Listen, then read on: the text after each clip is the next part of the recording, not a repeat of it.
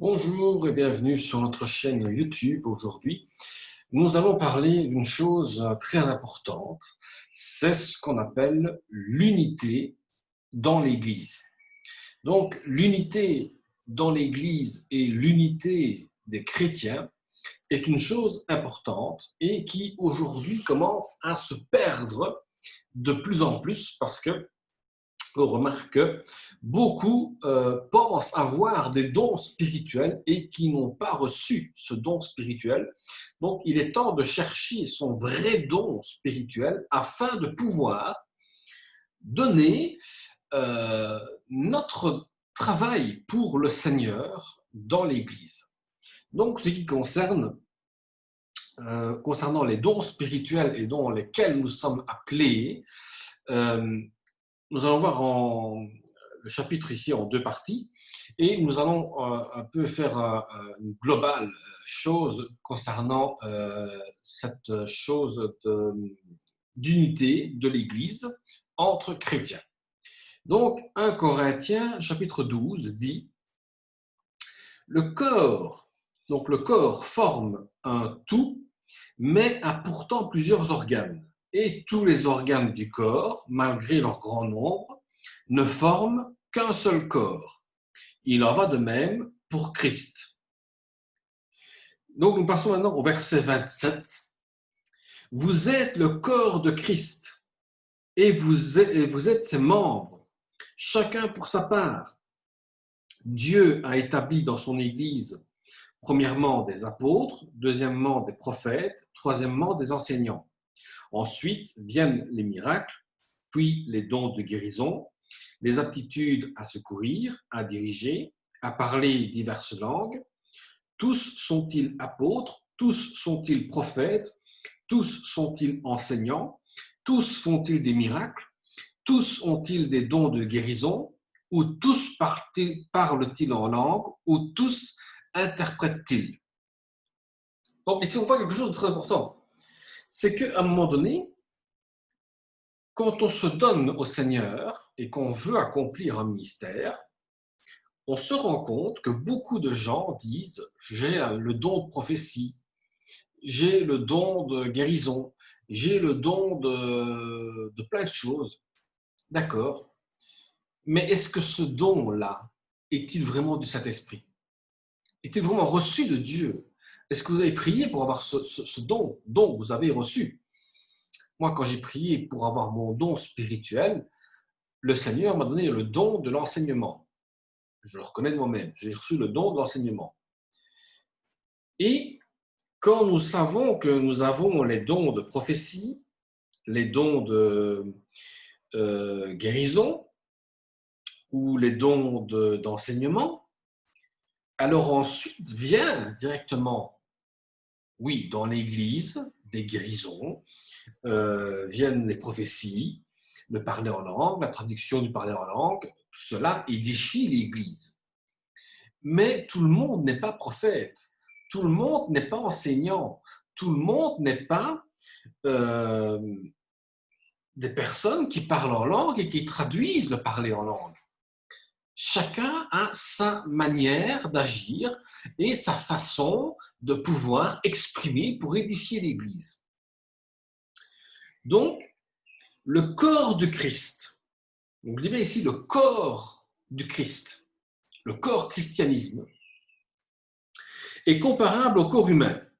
Donc, toutes les parties remplissent une fonction précise nécessaire. Au reste du corps, il y a une raison d'être à leur différence et malgré leur diversité, elles doivent travailler ensemble. Mais il y a deux erreurs qu'il faut absolument éviter. Deux. La première erreur, ce sont que les dons spirituels ne doivent pas être employés à notre service, mais au service du corps du Christ. C'est-à-dire que si vous avez le don de prophétie, le don de guérison, le don de l'enseignement, ceci ne peut pas être qu'à titre privé. C'est pour le don de l'Église. Ce qui veut dire, dans votre assemblée, vous êtes appelé à administrer votre ministère et accomplir ce que Dieu vous demande à travers votre ministère. Donc, vous devez absolument donner les dons spirituels dans l'Église afin que les membres soient édifiés par votre don. Deuxième chose à éviter, pensez que nous n'avons rien à offrir aux autres membres plutôt que de nous comparer les uns les autres. Unissons nos différents dons pour propager la bonne nouvelle du salut. Pourquoi est-ce qu'il y a des divisions dans l'Église? Parce qu'il y a beaucoup de jaloux spirituels. Et la jalousie spirituelle entraînera que vous n'arriverez pas à pouvoir évangéliser ou autre, parce que s'il y a une jalousie spirituelle, évidemment, il est impossible de pouvoir accomplir le don de Dieu. Donc, si on veut accomplir le don de Dieu, nous devons tout d'abord être unis tous ensemble et dire, oui, nous avons un don spirituel, unissons-nous dans la prière afin que ce don puisse s'accomplir. Et dans l'Église, quand il y a des nouveaux qui viennent, chacun avec son don spirituel se forme un groupe, prie, enseigne, prophétise, guérit, et toute chose se fait par étapes. Mais si chacun dit non, moi je fais mon côté, moi je fais de l'autre, moi je fais de l'autre, vous faites une division dans l'Église, vous divisez le corps de Christ. Donc nous devons être unis dans le corps de Christ. Parce que comme nous avons un corps formé d'une tête, deux bras, deux jambes, avec des organes, si on bouge un bras et que je dis, je n'ai pas besoin du bras droit, je n'ai pas besoin de mon bras gauche, je n'ai pas besoin de ma jambe, mais alors comment est-ce que vous allez marcher, comment est-ce que vous allez toucher, comment est-ce que vous allez porter, comment est-ce que vous allez faire les choses? Un corps ne peut pas vivre sans la tête, c'est impossible. On a besoin du cerveau qui doit commander les membres du corps. Et le cerveau, c'est Jésus-Christ, qui est le cerveau du corps dans l'Église de Christ. Donc, en fait, l'Église compte beaucoup de personnes d'arrière-plan divers et beaucoup ont des dons à diffuser dans l'Église, mais qui ne diffusent pas. Parce que des fois, des dirigeants les interdisent de diffuser leurs dons. Mais aujourd'hui, moi, je vous encourage que si vous avez des dons spirituels, engagez-les dans l'Église. Faites ce don, ce que Dieu vous demande de faire. Ne soyez pas soumis à l'homme, mais soyez soumis à Dieu. Donc, ce qui veut dire qu'en dépit de toutes les différences de tous les croyants qui sont baptisés par le Saint-Esprit et forment un seul corps, qui forme l'Église, nous ne perdons pas nos identités respectives, mais nous avons une unité d'ensemble. Ce qui veut dire nous sommes unis ensemble dans le corps de Christ et nous formons le corps de Christ. Parce que le Saint-Esprit vient et nous guide en tant qu'enfants de Dieu. Ce qui veut dire que nous avons tous bu un seul esprit. Nous avons reçu tous un seul unique esprit. C'est le Saint-Esprit qui est envoyé par Dieu, par Jésus-Christ lui-même. Donc, ce qui signifie que chacun de nous a reçu le même esprit et chaque membre de famille de Dieu, on peut avoir des intérêts et des dons, mais nous sommes unis car l'Esprit de Dieu nous unit en un seul corps. Donc, nous sommes appelés à former un seul corps, le corps du Saint-Esprit. Donc, Paul va un petit peu argumenter les choses. Il dira donc qu'il y a diversité de dons et l'acceptation de cette diversité. Personne ne devrait se sentir supérieur du fait qu'il a un don spirituel. Si on se porte supérieur au don spirituel que nous avons reçu de Dieu, nous avons un orgueil qui va s'appliquer dans notre vie. Ce qui veut dire qu'à un moment donné, on va se dire, ah, regarde-moi, moi j'ai le don spirituel d'évangéliser, j'ai le don spirituel de faire ceci. Il se vante de son don. Si vous avez un don spirituel, que personne ne s'en vante, mais que chacun le mette en pratique pour la gloire de Dieu. Donc, nous ne pouvons pas juger ceux qui ont des dons suffisants ou insuffisants par rapport à ce que Dieu leur a donné. Si vous avez un don d'enseignement, personne ne doit vous juger par rapport à votre don de l'enseignement, qu'il soit faible ou fort. Vous avez reçu le don, vous formez votre don. Vous avez le don de guérison, personne ne peut vous juger sur votre don de guérison. Vous avez le don de prophétie, personne ne peut juger le don de prophétie que vous avez reçu. Il n'y a pas de supérieur, il n'y a pas d'inférieur.